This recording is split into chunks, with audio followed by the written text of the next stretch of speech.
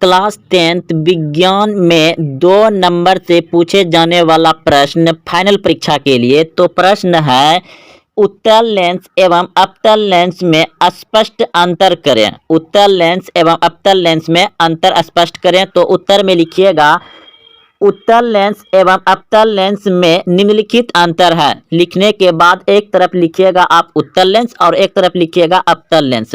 तो उत्तल लेंस में 1 नंबर देकर के लिखिएगा, इसकी क्षमता धनात्मक होती है।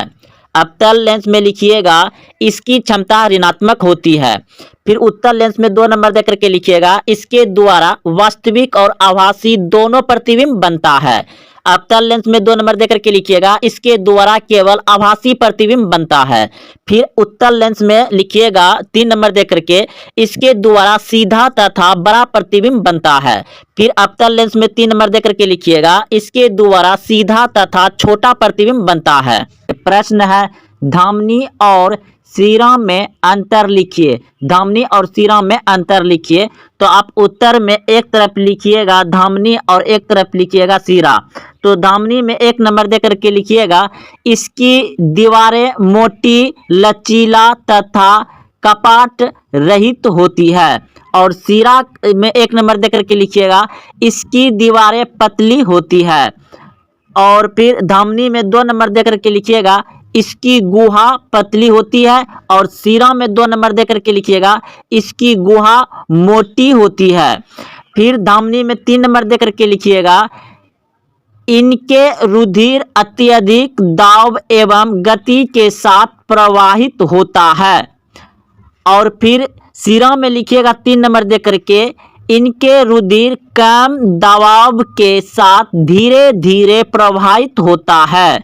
क्लास 10th विज्ञान का इम्पोर्टेंट ऑब्जेक्टिव क्वेश्चन फाइनल परीक्षा के लिए। तो पहला प्रश्न है, विभवांतर का एसआई मात्रक क्या है? विभवांतर का एसआई मात्रक होता है वोल्ट। ऑप्शन नंबर ए सही है। प्रकाश के अपवर्तन के कितने नियम है? प्रकाश के अपवर्तन के 2 नियम है। ऑप्शन नंबर बी सही है। एक वोल्ट कहलाता है, 1 वोल्टता कहलाता है 1 जूल बटे कूलम। ऑप्शन नंबर बी सही है। श्वसन किस प्रकार की रासायनिक अभिक्रिया है? श्वसन किस प्रकार की रासायनिक अभिक्रिया है? तो उपचयन। ऑप्शन नंबर ए सही है।